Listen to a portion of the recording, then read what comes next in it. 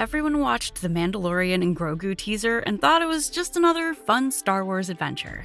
This is the Mandalorian and Grogu teaser breakdown. Every shocking detail you missed. Starting off number 10 with the obvious. This movie looks way bigger than the show.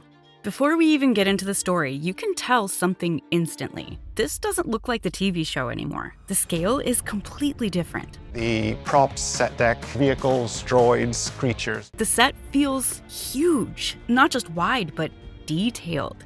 There's a throne room that looks like it belongs to the Hutts, and every part of it feels alive. The walls, the ceiling, even the floor have texture. It doesn't feel like a background, it feels like a real place. And in the creative efforts of all of the best people in movie making. This matters because the show relied a lot on digital environments, but here, even if they still use that tech, it's clearly upgraded. You can feel the difference. We had water elements, we had all of the trees and plants. It was so real that a couple of raccoons moved in. And honestly, that changes expectations. This is no longer a small story. This is a full Star Wars movie experience. 9. The Hutt throne room is not just fan service. Now, let's talk more about that throne room, because it's not just there to look cool. The Hutts are back, and that alone is a big deal. These characters always represent power in the underworld, crime, control, influence. So if Din Djarin is dealing with them again, things are serious. Monsters. The old protect the young. But here's what stands out. The room is packed with guards, and not just random ones. These guards are droids. That already tells you something has changed. Usually, Hutts rely on organic muscle, bounty hunters, mercenaries, but here they're using droids, like an army. That suggests preparation, maybe even fear. 8. The droid army is a Clone Wars throwback.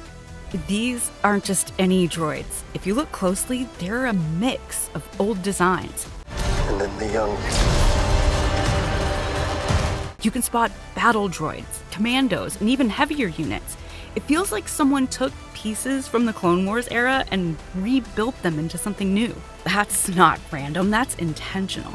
It connects this story to older Star Wars timelines, and it also hints that someone has been collecting or rebuilding these machines.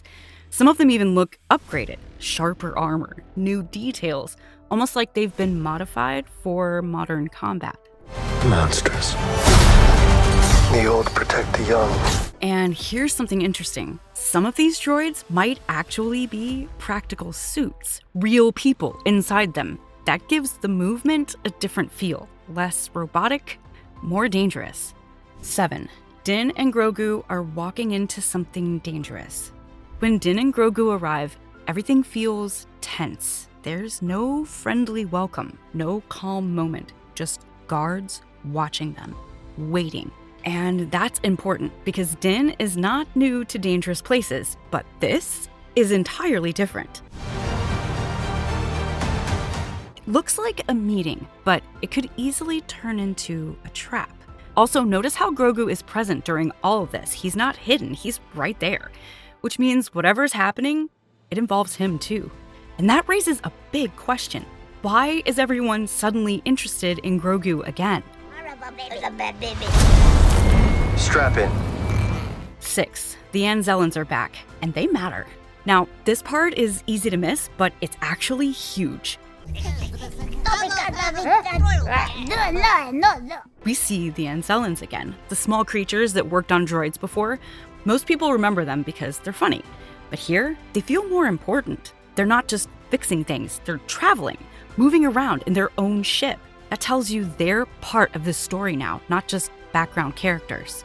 Also, this connects directly to the larger Star Wars universe. These characters showed up before, and now they're back in a bigger role.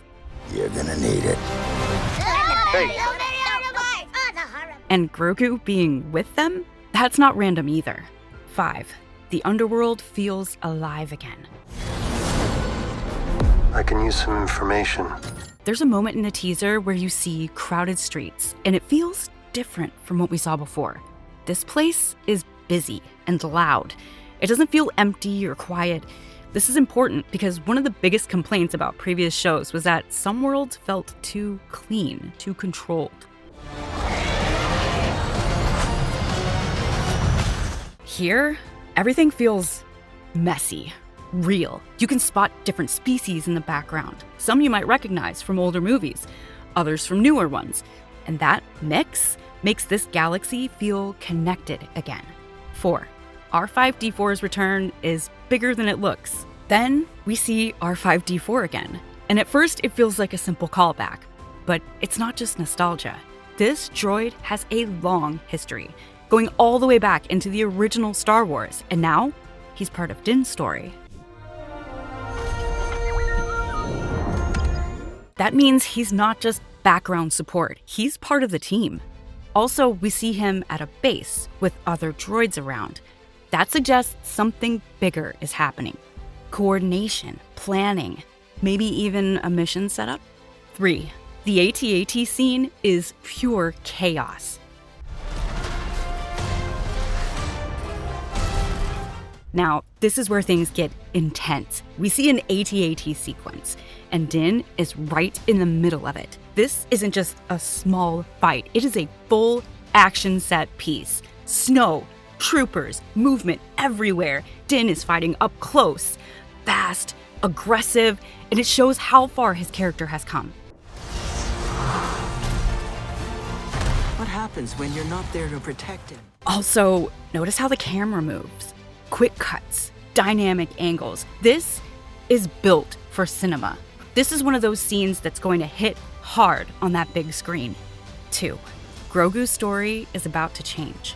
There is a quiet detail in all of this. Grogu is not just following anymore. Let's save the rest for after dinner. There are hints that he's going to have his own journey. Time alone, a place where he learns something new. That's a big shift, because until now, Grogu has been protected, guided, watched. If he's stepping away from that, even briefly, it means growth. And growth usually comes with danger. And to sum it all up with number 1, this is not just another adventure. When you put everything together, one thing becomes clear. This is not just a fun side story. There are power struggles, old factions returning, new alliances forming, and Grogu becoming more central than ever. Even the Hutts feel different, like they're part of something bigger. And the scale keeps growing. Bigger fights, bigger worlds. This feels like a turning point, not just for Din and Grogu, but for the entire story moving forward. This teaser hides way more than it shows, and once you slow it down, everything starts connecting.